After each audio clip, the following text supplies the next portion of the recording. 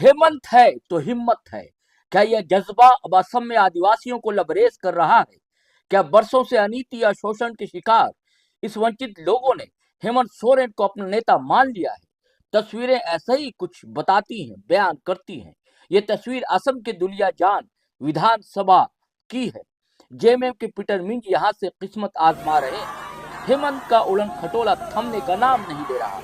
दुलियाजान के बाद रोंगो नदी के आसमान में आ धमका। जनता के प्यार ने उनके अंदर ऊर्जा का अद्भुत संचार किया है।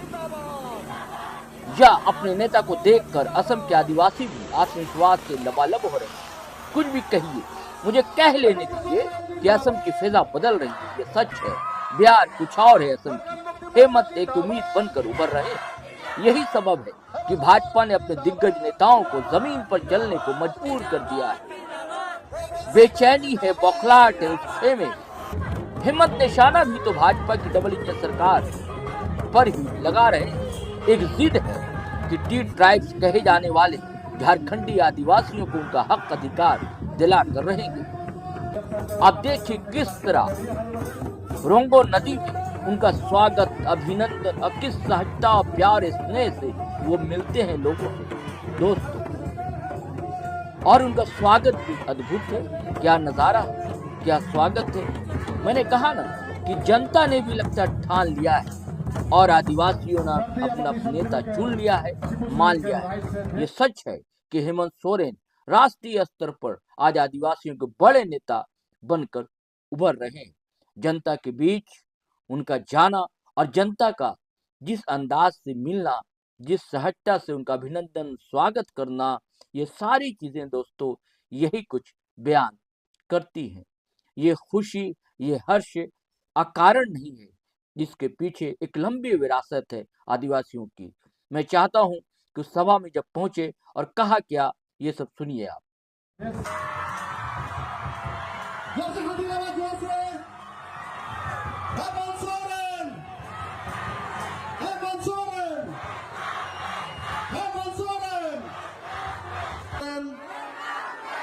हेमंत सोरेन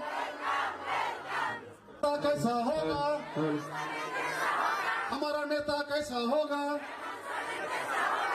आज हमारे राज्य में जाकर देखिए, बूढ़ा बुजुर्ग हो, महिला हो, पुरुष हो, सभी इमरजेंसी, आम नागरिक तो नागरिक, हमारे सरकारी कर्मचारी के चेहरे में आपको खुशहाली नजर आई। देश का पहला राज्य है झारखंड जहां हम कर्मचारियों का पुराना पेंशन लागू करके उनको हमने दिया।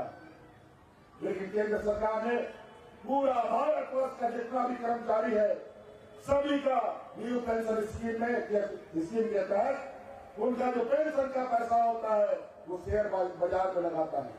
और शेयर बाजार आज के दिन में रोज बुलाकी मार रहा है। अरबों खरबों आज का पैसा डूब जा रहा है। रातों रात 10 लाख 15 लाख करोड़ रुपया डूबता है। और अभी तो खाड़ी देशों में जिस तरीके से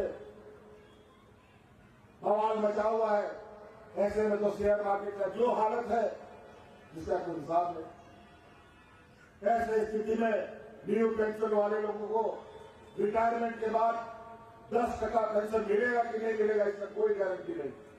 लेकिन आज हमने अपने कर्मचारियों को गारंटी दिया है कि पुराना पेंशन के तहत आपका जो भी पेंशन बनेगा वो पूरा पैसा रिटायरमेंट के बाद आपको मिलेगा।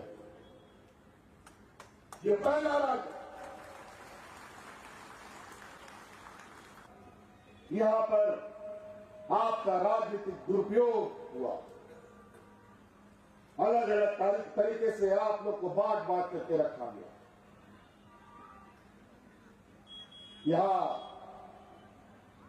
हिंदू को मुसलमान से लड़वाओ, आदिवासियों को आदिवासी से लड़ा दो, अगड़ा पिछड़ा लड़ा दो, यही हो रहा है। और अभी चुनाव में 5 साल के बाद 5 साल खत्म हो गए तो महिलाओं के खाते में 9,000 रुपया दिया जा रहा है, जो मुझे जानकारी प्राप्त हुआ है। आप ही बताइए, क्या 9,000 आपका 5 साल गुजारा कर पाएगा? किसी का नहीं गुजारा होगा। और आज की इस महंगाई में 5 साल में 9,000 क्यों? हर महीना 9,000 क्यों नहीं यहाँ के महिलाओं के खाते में जाता है? तो उसी आगाह करने आए हैं। बहुत लंबा लड़ाई आप लोगों ने लड़ा है और परिणाम भी आप लोगों ने देखा और कई ऐसे परिणाम आपको परेशान कर सकता है। हक अधिकार बहुत आसानी से नहीं मिलता और हक अधिकार कैसे लिया जाता है ये हमें पता है। और हम आदिवासी समुदाय के लोग उस समय से अपना जंग लड़ रहे हैं जब देश आजादी का सपना भी नहीं देखता था। उससे पहले से हमारे पूर्वज लड़ाई लड़ते। भगवान बिरसा मुंडा, सिद्धू कान्हू, चांद भैरव आज उदाहरण है इतिहास के पन्नों में। गरीब गुरुआ होने के बावजूद बंदूक गोली के नहीं रहने के बावजूद इसी तीर धनुष से हम लोगों ने अंग्रेज के साथ लड़ा लिया। ये तो देश के अंग्रेज है। यही डबल इंजन की सरकार हमारे झारखंड में भी था। हमारा झारखंड का हालत इन लोगों ने इतना खराब कर दिया कि वहां पर डबल इंजन की सरकार में लोग राशन कार्ड हाथ में लेकर के भाग भाग के मरता था। एक नहीं, दो नहीं, दर्जनों लोग। और आज जब से हम लोगों की सरकार है, एक भी आदमी भूखा नहीं मरा। आज किसी भी वर्ग में कोई शांति नहीं, चारों तरफ डर भय का माहौल। कब क्या घटना किसके साथ हो जाए कुछ कहा नहीं जा सकता। हम लोगों ने तो अलग अलग माध्यमों से अलग अलग समय काल में असम के क्षेत्रों में यहाँ के गरीबों के ऊपर, किसानों के ऊपर अत्याचार होते रहे, उसका जायजा भी हमने कई बार लिया। कई बार मंत्रियों को भेजा, कई बार पदाधिकारियों को भेजा। मुझे नहीं मालूम था कि ये लड़ाई, आपकी जो लंबी लड़ाई है, इसका भी हमको हिस्सा बनना पड़ेगा। लेकिन मुझे खुशी है कि आपकी इस लड़ाई का एक हिस्सा हम भी आप बनेंगे और निश्चित रूप से आप जेएमएम का हाथ मजबूत करें। देखिएगा परिवर्तन कितनी तेजी से आएगी। इसीलिए लोकतंत्र का ये पर्व सिर्फ वोट का नहीं, सिर्फ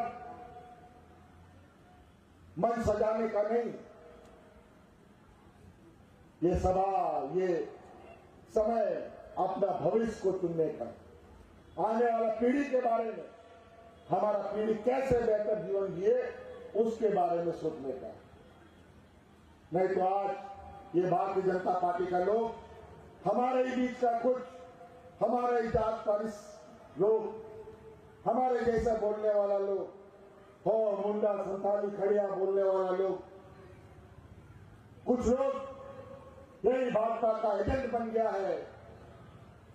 पैसे पर लोग नौकरी करता है और हमारे बीच में घुसकर हमें एक नहीं होने देता। उनको पहचानिए, अपने ही बीच के लोग हैं। सारे रिश्ते अपनी जगह।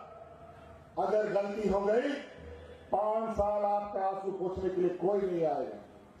लेकिन हम जरूर ये आश्वस्त कर सकते हैं कि आज आपके बीच में पवन बाबू को सिर्फ हम लोगों ने प्रत्याशी नहीं बनाया है, इसके कंधे में तीर धनुष देकर के आपके लिए एक प्रहरी देने का हम लोगों ने काम किया है, एक सुरक्षा कवच देने का काम किया है और इसका जवाब हम लोग मुंहतोड़ देना चाहते हैं। आपके बाल बच्चों का भविष्य, आपका भविष्य और आपकी जो सड़क, बिजली, पानी, स्कूल, स्वास्थ्य सभी चीज उसी वोट पर। और पवन बाबू आपके बीच से ही किसी का भाई है, किसी का दादा है, किसी का बेटा है, किसी का दोस्त है, कभी भी। और ये एक ऐसा पुल होगा हम लोगों के बीच में जहां कोई भी घटना होगा सबसे पहले झारखंड मुक्ति मोर्चा आपके साथ खड़ा मिलेगा। आशीर्वाद देंगे। चलिए, बहुत बहुत शुक्रिया। इन्हीं बातों के साथ अपनी बातों को समाप्त करते हुए पुनः आप लोगों को बहुत बहुत धन्यवाद करते हुए जोहार करता हूँ। जय हिंद, जय आसाम, जोहार आसाम।